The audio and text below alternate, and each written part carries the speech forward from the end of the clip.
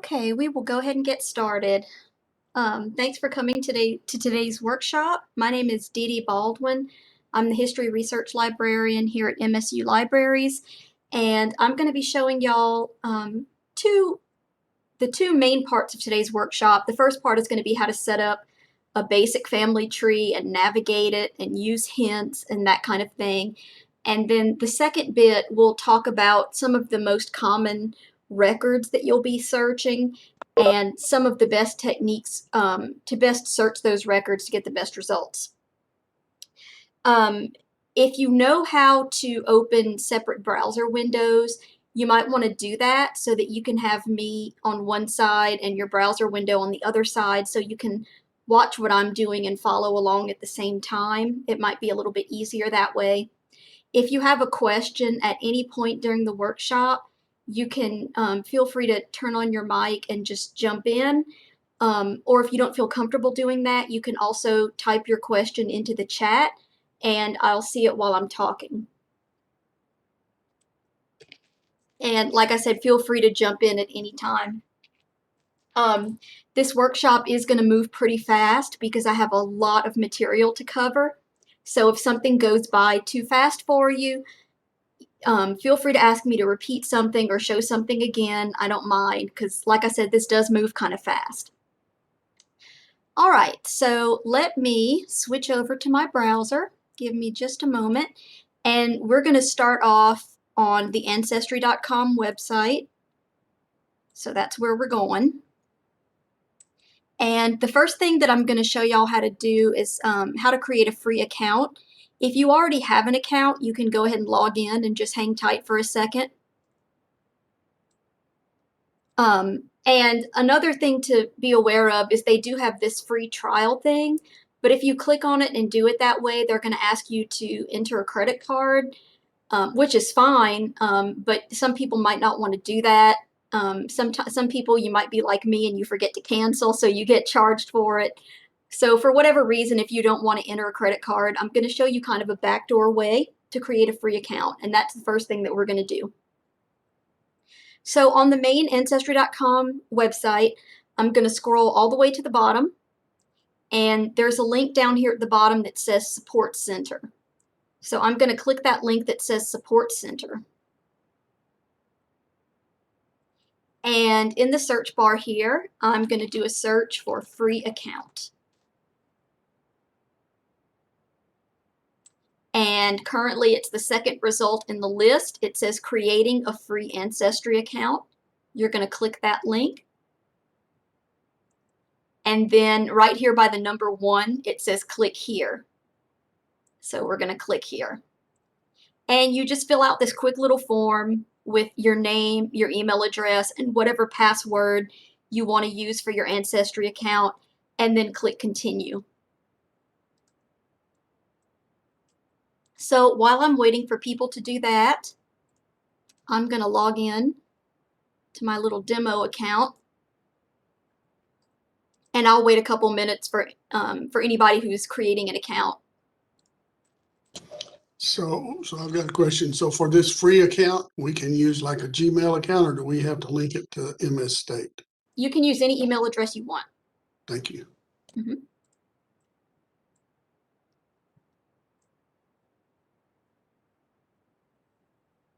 Oops, I logged into my real account. I want to log into my demo account.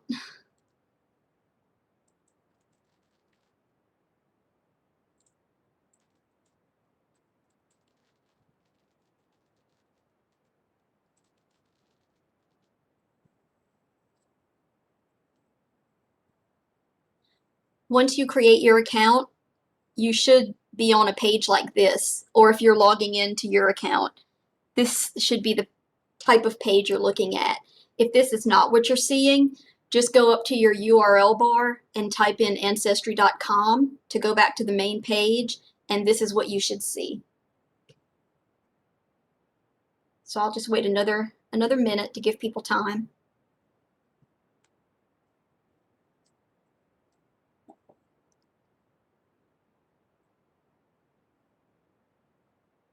Does anybody need another minute? You can turn on your mic or say something in the chat. Either way is fine.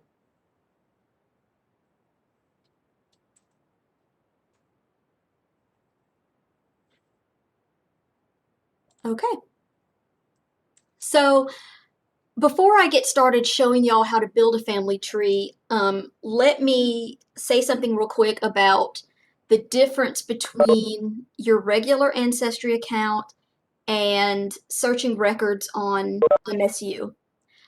So if you want to have a family tree, you have to have your own Ancestry account. Hang on just a second. Let me mute somebody that just came in. Has their mic on?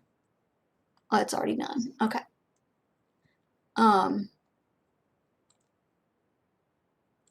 Okay, sorry about that. So if you want to have a family tree, you do have to have your own Ancestry account. If you use MSU's subscription to Ancestry, that is only to search records.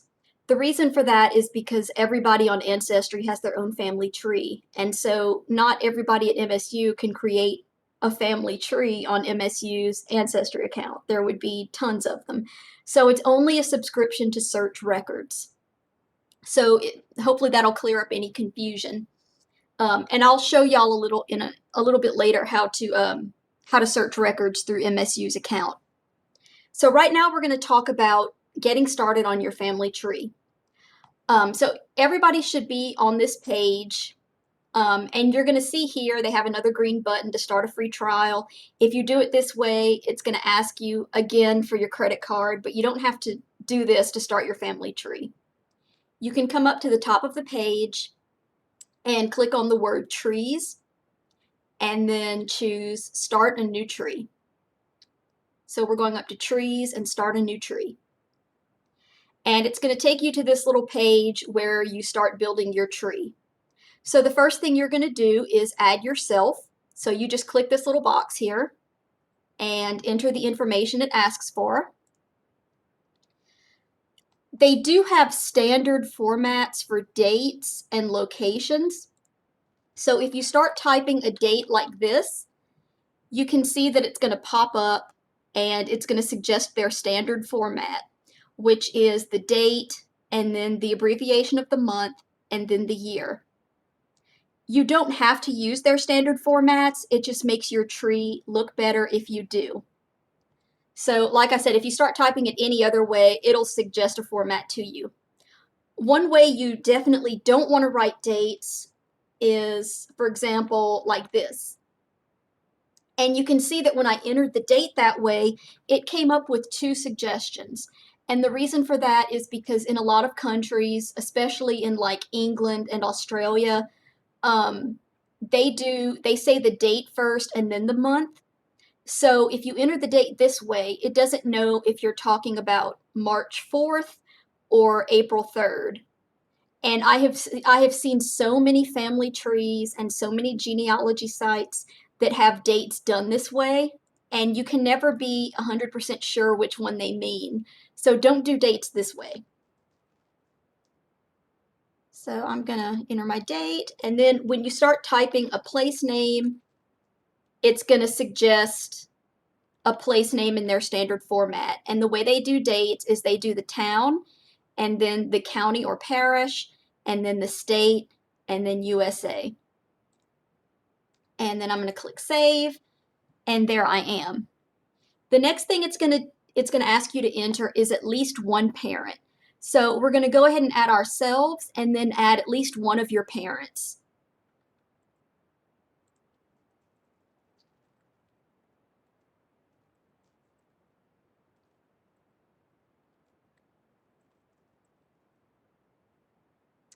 And if the person is no longer living, you can uncheck this box and it'll give you the option to enter a death date.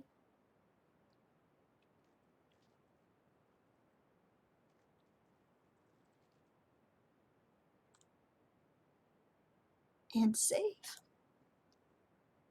Once you've entered yourself and at least one of your parents, you have a family tree. So I'm going to wait another minute or 2 to give people time to get this far. And while we're waiting, this family tree builder part of the site is not the way that they usually display the family tree. And it's sort of a part of the site that you never use again. So it's really strange. So I'm going to leave this part of the site.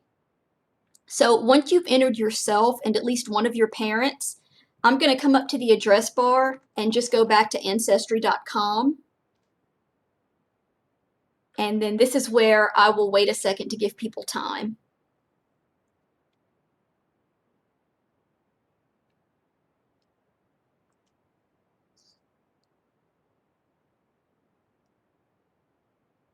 Does anybody need another minute to enter themselves and at least one parent? By the way, if you're entering women, if you're entering your mother or some other woman, make sure you use her maiden name and not her married name. Women should always be listed by their maiden names. If anybody needs another minute, just say something in chat or on your mic.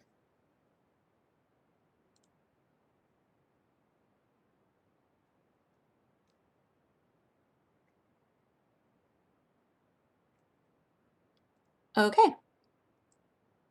So once your tree is created, if you come up to the top here, and once again, we're just on the main Ancestry.com page now, you come up to the top and click Trees, and your newly created tree is going to show here now. So you can click on that to go to your tree, or you can click this link that says Create and Manage Trees. If you want to change the name of your tree, this is where you would come. You can click on Tree Settings, and you can rename it. You can also come over to this tab that says Privacy Settings, and this is where you can choose to make your tree public or private. The default setting is public, and I recommend that you keep it public because it helps you and it helps other people. It helps you because other people might find your tree and send you information, and it helps other people because they might be able to use your information. And you don't need to worry about privacy concerns because anyone in your tree who is still living is hidden. So nobody's going to be able to see the information about them. They can only see information about people who have already passed away. So I do recommend keeping it public. But that said, if you do want to have a private tree that only you can look at, you can change it to private and click Save Changes. That's totally up to you. Another thing you can do from your tree settings is you can click this sharing tab. And if you want to invite someone else from your family to your tree, you can click this button that says Invite People. And you can invite them by their email address. If you know they have an Ancestry username, you can do that. Or you can copy a link and send it to them that way. And if you choose to invite someone, you could enter their email here, and then you can choose what you want to allow them to do on your tree. So if they're a guest, they can just look at your information. They can't change anything. They can't add anything. A contributor, I believe that setting is they can suggest things, but you have to approve them, and they can't do any major changes. Or you can make the person an editor, and that means they can do pretty much anything you can do. They can add people, they can delete people, they can add, whatever information they feel like they need to add. So if you're working on your family tree with somebody, you can make them an editor. So that's how you share your tree. Are there any questions so far about making your tree or accessing any of these settings that you might need to use to edit it? Everybody good so far? So I'm going to go back up to trees, and I'm going to click on my new tree, Baldwin Family Tree. And this is your standard family tree view. So you can zoom in and out, you can rotate it, you can return to your home person, which is yourself, and you can also choose different views. So this first view is the one you're looking at here, where it shows you and then it shows all your ancestors. This view, it's not really going to show you a difference here because we only have 2 people in it. But if you choose this view, it shows you all the descendants of a person. So if you had, say, one of your great-grandparents up here, it might have like a ton of cousins and nephews and, all kinds of people down here. So this is the view that you want to use to see a person's descendants. But like I said, I only have 2 people in my tree, so there's not really anything to see. So I'm going to come back to the standard view, and you should see yourself, and then you should see one or more of the people that you have added in addition to yourself. This little leaf here, you might have seen on the Ancestry commercials on TV. This means that you have a hint for that person. Some of you might be seeing hints, and some of you might not. It's okay if you're not seeing any hints. Sometimes, especially with recent people, you might not get as many hints. So there's all kinds of reasons you might not be seeing any hints yet. So don't worry if you're not. So you can click on the name of someone in your tree, and you can do a quick edit. So you could like change a date real quick if you needed to do that. They have some other options here, to add a relative to this person, different options. And there's also this button to go to their profile. You can also click directly to go and view the hints for that person. So for right now, I'm going to click profile, and this is going to take me to the main information page for my dad. So it's going to have this little facts section, and this is sort of like a timeline of the person's life. It automatically adds things into it, so you can see it added birth of daughter. So, over here on the side is another way that you can add their relatives. So I could add my mom here. I can add his parents. So you can also edit relationships from this page. And one question I get a lot is how to add multiple spouses and multiple parents. So you can do that in the upper right corner. There's this edit button. So we're going to go to edit, and we're going to say edit relationships. And I'm going to add my dad's father real quick just to show you what this looks like.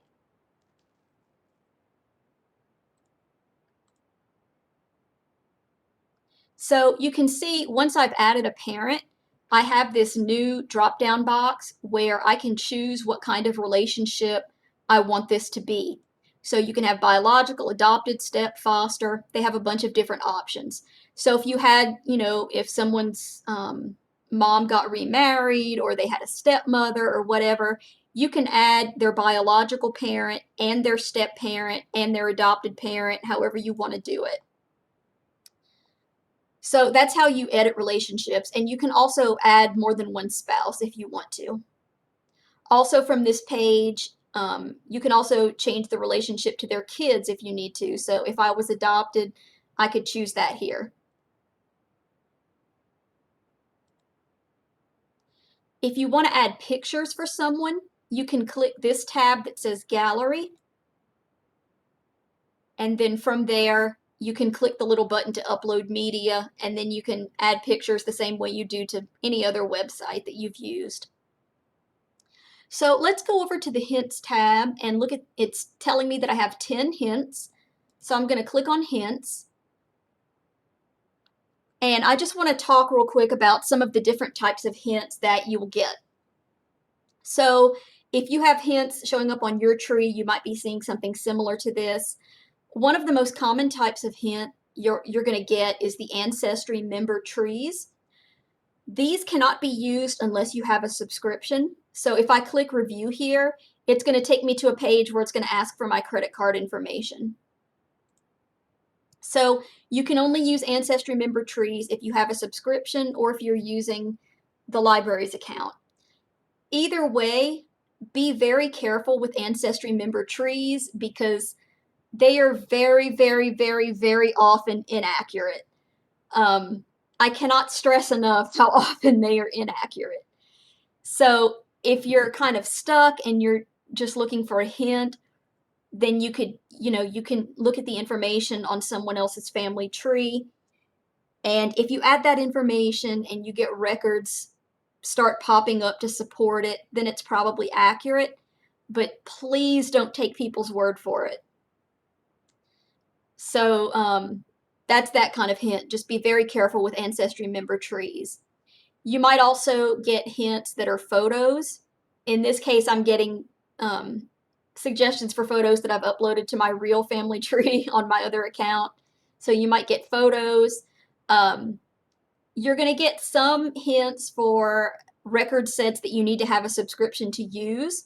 So this is an example of that where you can see it's not giving me the information. It's just saying given name, surname, location. It's not giving me the information. And that's because you need to have a subscription to use this record. There are some records, not very many, but there are some that you can use on Ancestry without a subscription. And one of those types of records is the Find a Grave index. Some of you might have seen the website findagrave.com. It's a place where you can create cemetery memorials for people, and Ancestry automatically draws that information in as hints, and this is free. So if you see a record that you want to use, you can click this review button, and it's going to take you to this little sidebar here, and you can choose whether or not this actually matches the person in your tree. So it's going to say, would you like to save this information? And I'm going to say yes. Then it's going to give you a little side-by-side view. On the left side, this is what's in the record. On the right side, this is what you already have in your tree. So let's say that I didn't know my dad's exact birth date, if I didn't have anything here, and I want to transfer this information from his headstone into my tree. Did somebody have a question?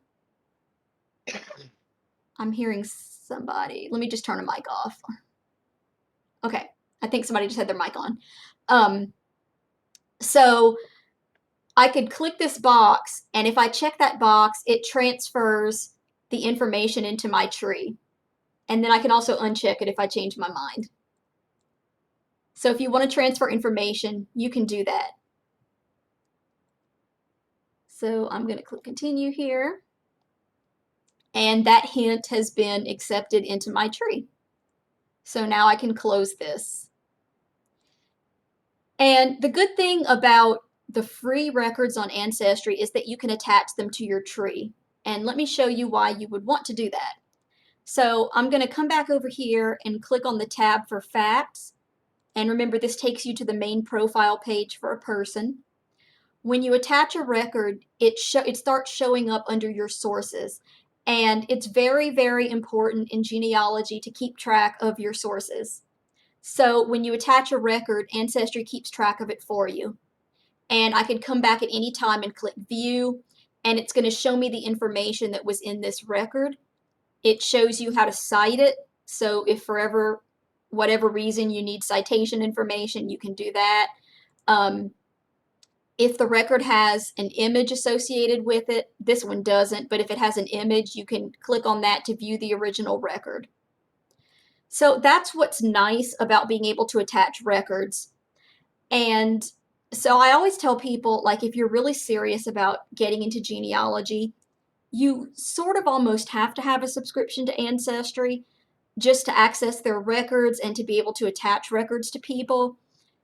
You don't have to. There are free genealogy sites, and there are workarounds, but just for being easy to use and being easy to keep track of your sources, it's really worth a subscription. All right, so what if you don't have a subscription and you want to find information about a person? So now we're going to talk about searching records. But before we go into that part, does anybody have a question about anything related to making a family tree, navigating your family tree, anything like that?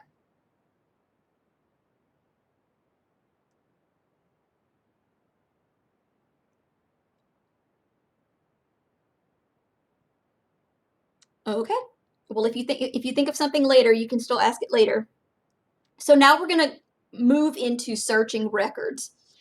And for this part, I'm going to start off by showing you, if you are associated with Mississippi State, I'm going to show you how to access our subscription to Ancestry so that you can search records. If you are not associated with Mississippi State, you probably have maybe another university library or just a public library near you that does have a subscription to Ancestry, and their subscription would work the exact same way. The site will look the same. And I'll show you what I mean in a second. So if you do have an account with Mississippi State, I'm going to open a new tab here, and I'm going to go to the library's website, which is lib.msstate.edu. So here's our library's website. And there's this button right here on the main page in the middle that says Databases A to Z. I'm going to click on that. And then we have just an alphabetical list. So all you have to do is scroll down to Ancestry. And it's right here, Ancestry Library Edition. If you're not already logged into the system, it's probably going to ask you to log in with your net ID. But once you log in, it's going to send you here. So you can do it that way, or you can just remember the URL, ancestrylibrary.com. That's what I do. But if you forget the URL, you can also go through the website. But I find it easier just to remember ancestrylibrary.com.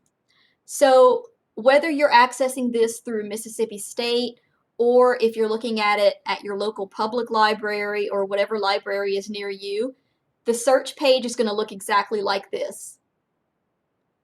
So to search records, you're going to come up here to the top, and if you click search one time, you get this quick little menu, which I have never found helpful at all.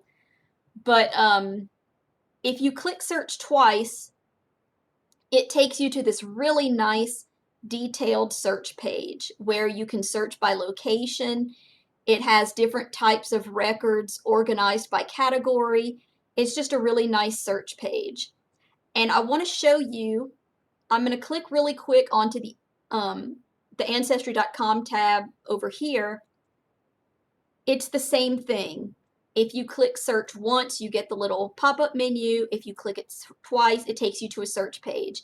And you can see that the regular Ancestry search page looks pretty much exactly like the library search page. The map looks a little bit different, but that's basically the only difference. All of the record categories are the same thing. So everything that I show you today, you should be able to use on regular Ancestry or at your local library. So one really nice thing about the library subscription is that it does include international records. I have a subscription to Ancestry, but I don't pay the extra cost for the international subscription because it's really expensive. And most of my ancestors that have records are, in the United States. So anytime that I need to use search international records, I can come onto the library's account and use it to search the international. So that's a really nice thing. Even if you do have an Ancestry subscription, you might want to use your library's account to search international records because it does cost a good bit more to subscribe to that. All right, so I'm going to close the library's account here, and I'm going to go back to regular Ancestry. But just remember that everything I show you, it's the same thing on the library's page. Okay, so one of the most common types of records you will be using, and you might have even gotten some hints popping up from it, is the Social Security Death Index. This covers anyone who died recently. So it mostly covers people who died from about the 1960s until 2014. Sometimes you'll find people that died earlier than that, but mostly it's people who died past the 1960s. So to get to the Social Security Death Index, you're going to go right here to Birth, Marriage, and Death under this side menu where it says Special Collections Card Catalog. This is your list of records. I'm going to click on Birth, Marriage, and Death, and these are called vital records. So if you see references on genealogy sites to vital records, they're talking about birth, marriage, and death. And you can see again on the side, it has this little box for featured data collections, and the Social Security Death Index is the very first one. So the Social Security Death Index, Ancestry does make you have a subscription to use it. But there is a site where you can use it for free, and I'm going to be showing y'all that site briefly at the end of the workshop. So just be aware that the Social Security Death Index is one that you have to have a subscription to use, or you're going to have to use the library's account, or you're going to have to use a free site to get that information. But I just want to show you what it looks like. So let's say you're looking for someone named Jane Smith. And let's say this is your grandmother and you think she was born in the 1930s, but you're not really sure. So you could put 1935 for her birth year.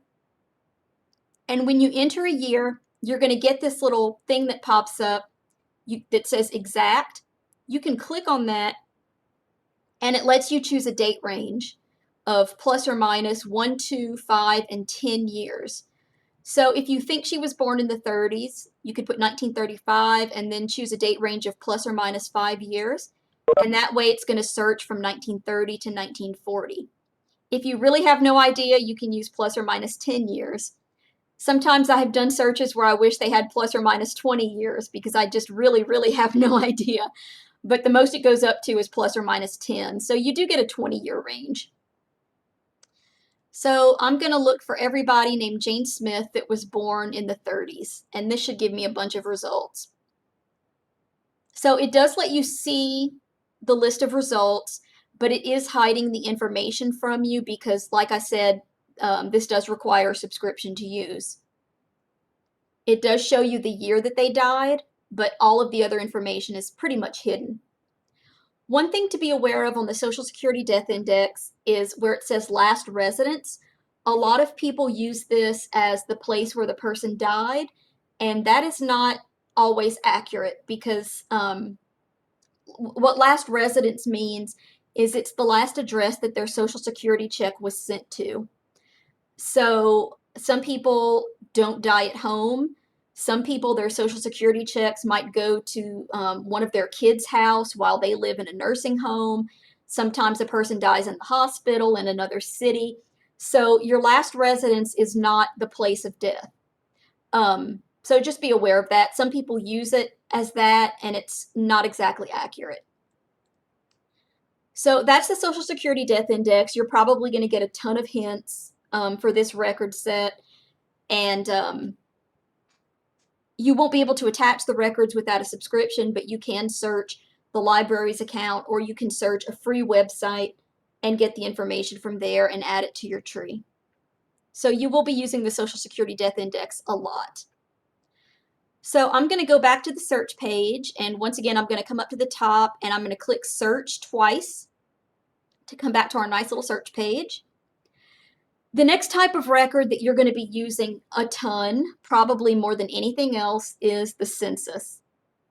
So that is once more on the right side of the page under the category Census and Voter Lists.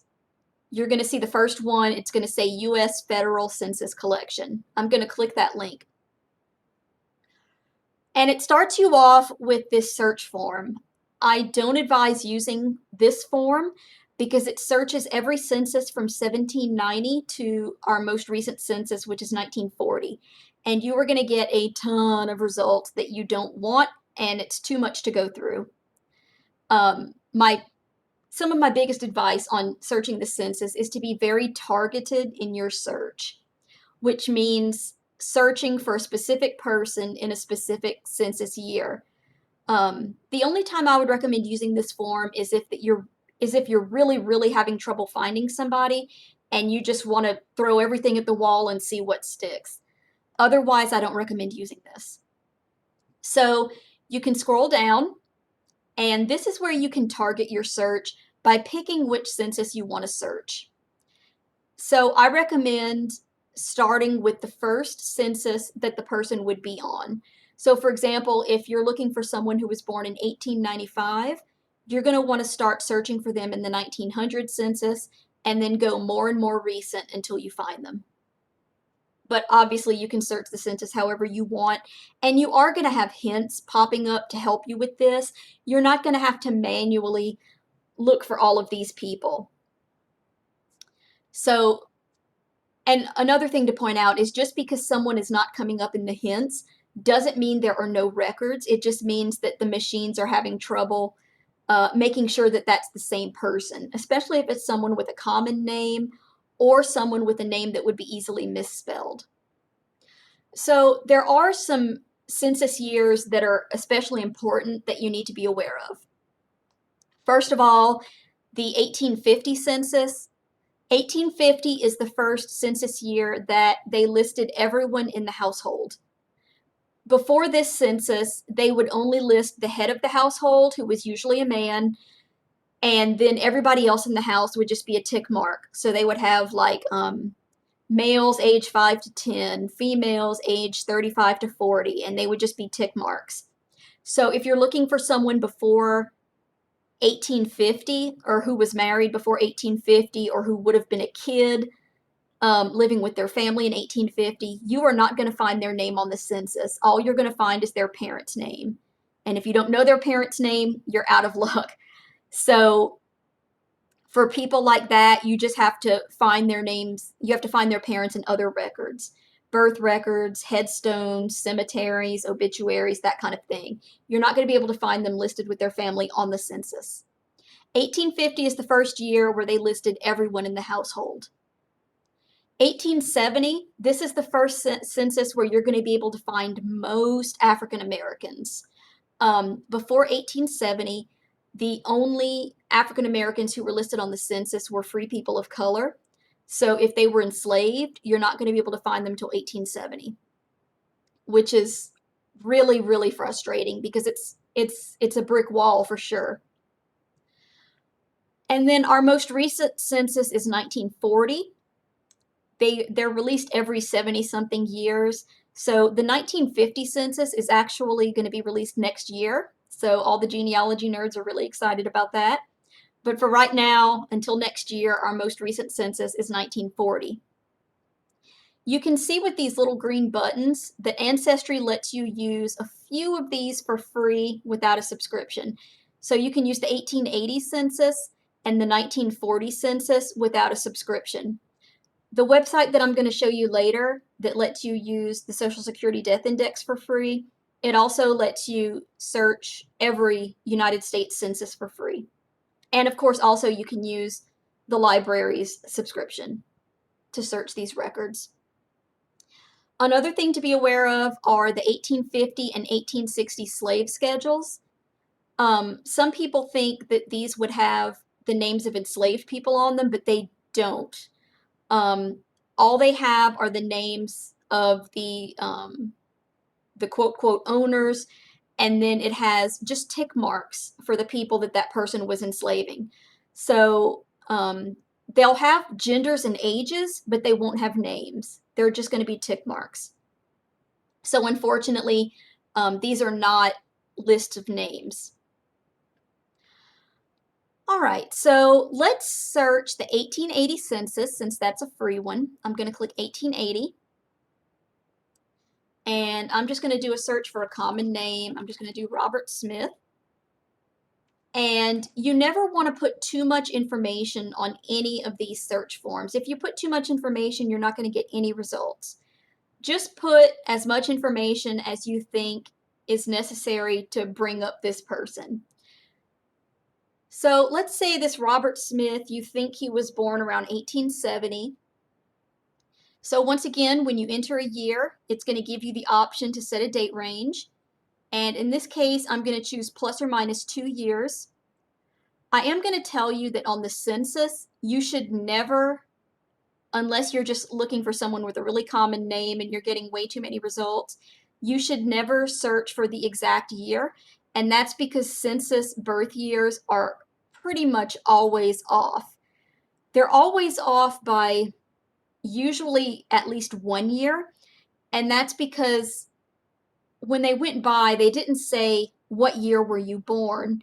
They said, how old are you? And depending on when the census was taken, the person might not have had their birthday yet that year. So if their birthday was in November and the census was usually taken in the spring or the summer, they might not have turned that age yet. And so you're going to find it's very, very common for the estimated birth year to be off by at least a year. You're also going to find that it's really common for it to be off by a whole bunch of years. And this is because sometimes the person answering the census taker's questions might not have known the exact information. Sometimes people, especially in rural areas, or if they had been enslaved and that information wasn't recorded, sometimes people didn't know how old they were. And sometimes you had people who just outright lied about how old they were. So that's especially common with women. And I have several women in my family tree that they seem to slow down aging with each census year. I have one great aunt who was 40 for like 2 or 3 censuses. So people did lie about their age. Sometimes they didn't know. There's all kinds of different reasons that that census estimated birth year might be off.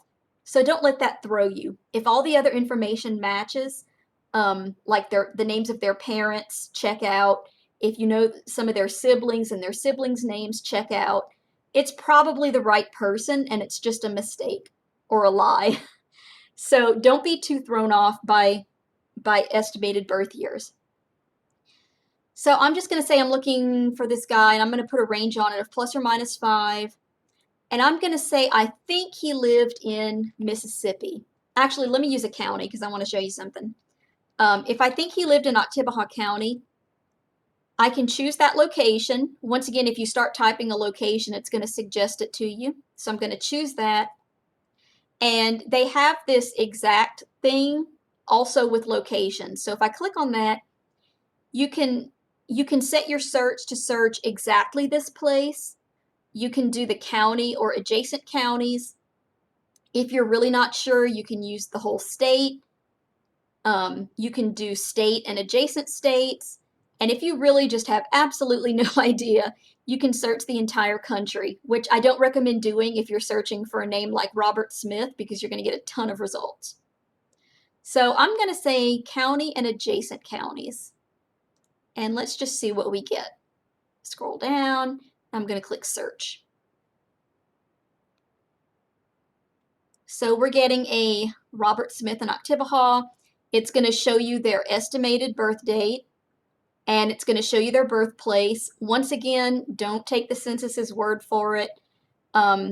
Sometimes birthplaces are inaccurate. Pretty much anything you see on the census can be inaccurate. Names are spelled weird. Sometimes they use nicknames. One really common one is the name Sarah. Sometimes you'll see that name listed as Sally because Sally was a common nickname for Sarah. Another one is Sudie. Sometimes for the name John, you might see the name Jack instead. So nicknames are very common. Sometimes they just used initials, like in this case, that was very common. So again, just like with the estimated birth year, don't freak out if their name looks like it's spelled weird or if it looks like it's a different name. I mean, if it's a totally different name, it's probably not the right person, but within reason, be very lenient about what you see on the census. So let's say this is our guy. So I'm going to click on him. And this is going to take you to the page where it shows you the basic information that's pulled from the record. Another thing it's going to do is on the side, it's going to suggest records that might be this same person. Don't take their word for it under suggested records. It's not always the same person. You do have to go to them and check them to make sure they're the same person. But I would say most of the time, the suggested records are the same person, unless it's a super common name, like Robert Smith. Most of the time, the suggested records are the same person, and this can save you a lot of searching time. So if you scroll down, it also shows you who's in the household. So this woman, Selena Smith, is the head, so that's probably his mother. He has a sister named Ella, and then Charlotte Richardson is a niece who's living with the family. Another thing to be aware of is women died a lot in childbirth. So sometimes you'll see a father and a mother, but the mother might not actually be um, the person's mother, because she might be like a second or a third wife because their mother died in childbirth.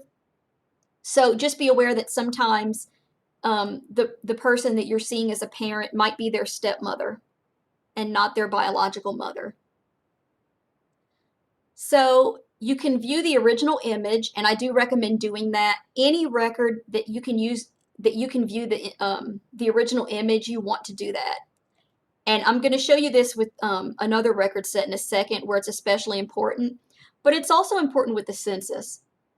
This unfortunately is kind of a really bad page. It's very faded, but one of the reasons you want to look at the original image is because there's information on here that isn't always pulled out into the record.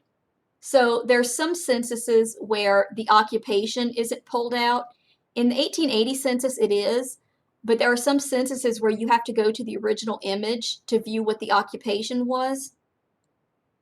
Another reason you want to look at the census page is because it was extremely common, especially in, not so much in cities, but especially in rural areas, it was extremely common for people to be living next door to family.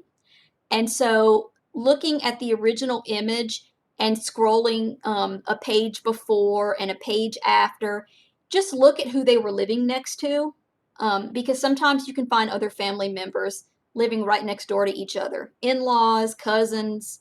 It's a good way to find other people that you might not have been able to find otherwise. All right, so that's the census. Once again, I'm going to come up to the top and I'm going to click search twice to take me to our nice little search page. And this time in the side menu, I'm going to go to where it says military. And there's one other record type that I want to show you that you're going to get a whole bunch in your hands, and it's a really important record type. It's this very first one under featured data collections under military, and that's World War I draft cards. They also have World War II draft cards from 1942. But you're going to get hints from World War I much more commonly. Okay, so World War I draft cards, anyone in your family tree who was born around mostly in the 1880s and early 1890s, they're going to have World War I draft cards. And let me search this so I can show you the types of results you will get. I'm just going to search for Robert Smith anywhere.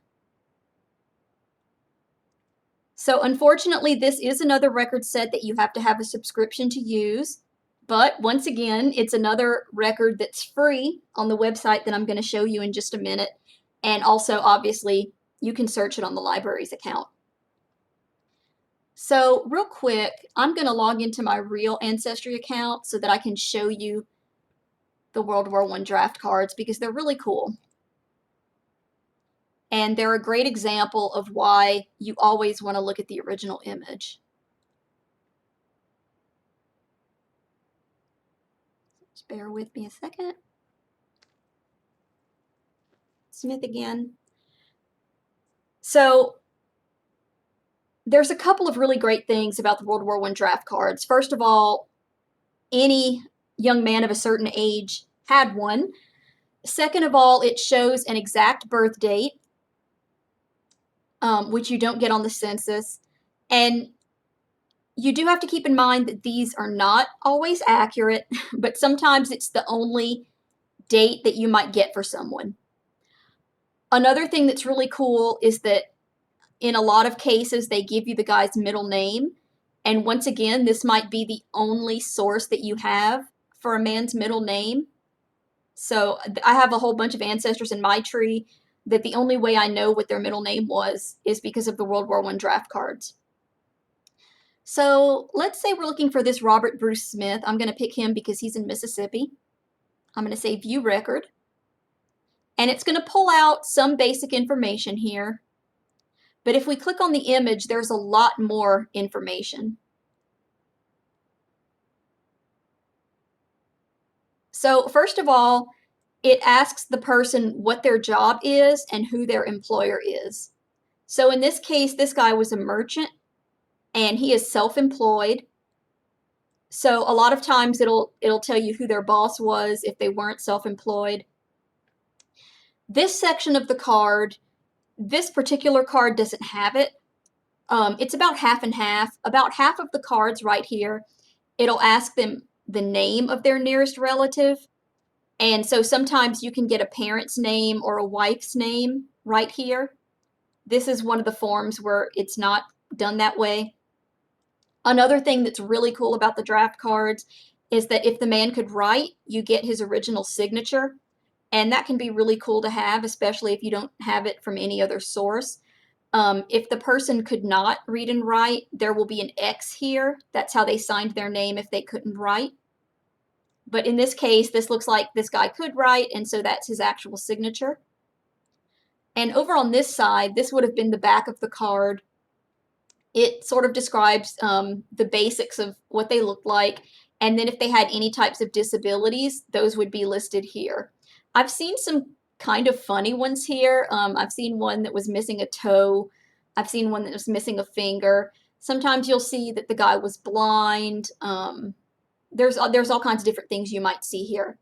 So you always want to look at the original image if there is one, especially on World War I draft cards.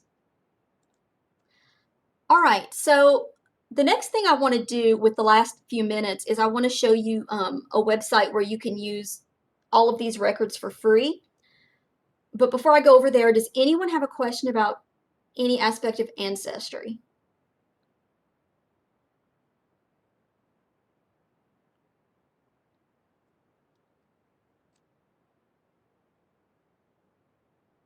Y'all are a quiet group today. Okay, so the site I want to show you is called FamilySearch, and it's familysearch.org. I'm going to paste that URL in the chat. This is a free website where you can create a family tree on it, and I'm going to say more about that in a second. It's slightly different from Ancestry's tree. You can also search a whole bunch of records for free. You can search the Social Security Death Index, every U.S. Census, World War I and World War II draft cards. And they also, if you're searching for people in Mississippi, they have some Mississippi record sets that Ancestry does not have, which is pretty cool. So even if you do have an Ancestry subscription, I highly recommend that you also search for your ancestors on FamilySearch, because chances are you'll find stuff that Ancestry doesn't have. Ancestry does have way more records than FamilySearch has, but FamilySearch has some that Ancestry does not have. All right, so their family tree, let me click on it to show you what it looks like. It's laid out pretty much the same way, but the big important difference is that on Ancestry, everybody makes their own family tree. On FamilySearch, the idea is for there to be one tree that everybody contributes to and joins into. So one family tree for everybody. It's kind of like a wiki tree. Anybody can go in and edit information, add information. And so usually you'll come in here, and usually the only people you'll be adding are maybe your parents and your grandparents. And often by the time you get to your great-grandparents, they will already be in the tree because somebody else put them here. So usually you can just enter a few people and then you can connect them into the tree. If you're worried about people messing with your information, I've been on this site for over 10 years and I've never had that happen to me. I'm not saying it never happens, but in my experience, it's never happened. Another thing you can do, I'm going to click on my dad's profile page to show you this. You can click on a person and then click the link that says person. That takes you to their profile page. They have a thing on each person's page where you can choose to follow that person. So if anybody does make a change on it, they'll send you an email and then you can go look at it and make sure it's legit, somebody's not just messing on your page. So I highly recommend making your tree on FamilySearch. It takes a little extra time, but like I said, it doesn't take a ton of time because you're probably only going to have to add a few people before you get to the people that have already been added. Another reason you want to add them is because FamilySearch does have hints. They don't work as well as Ancestry's hints do, especially for women. FamilySearch has an issue with married names and maiden names. It gets confused. So sometimes you don't get hints as good for women. But still, you do get hints and they can be very helpful. Searching records. So if you want to use their free records, you can come up here to the top of the page and click the search button, and then you choose records. And you get this nice little search page. And you can choose which collection you want to search. So if you wanted to search the Social Security Death Index, you could just come to this search bar and start typing Social Security, and there it is, Social Security Death Index. Or you could start typing United States Census, and there you can see you can access every census from 1790 to 1940. So all the censuses are here. The World War I draft cards are here. You'd have to scroll all the way down to, let's see, what are they under? United States World War I draft registration cards, United States World War II, Army enlistment records. So if you already know what collection you want to search, you can start typing here. If you're interested in the Mississippi records that Ancestry doesn't have, you can start typing Mississippi. And one of the sets, where is it at? Oh, here it is right at the top. The Mississippi, this is a mouthful, the enumeration of educable children. This is a record set that Ancestry doesn't have.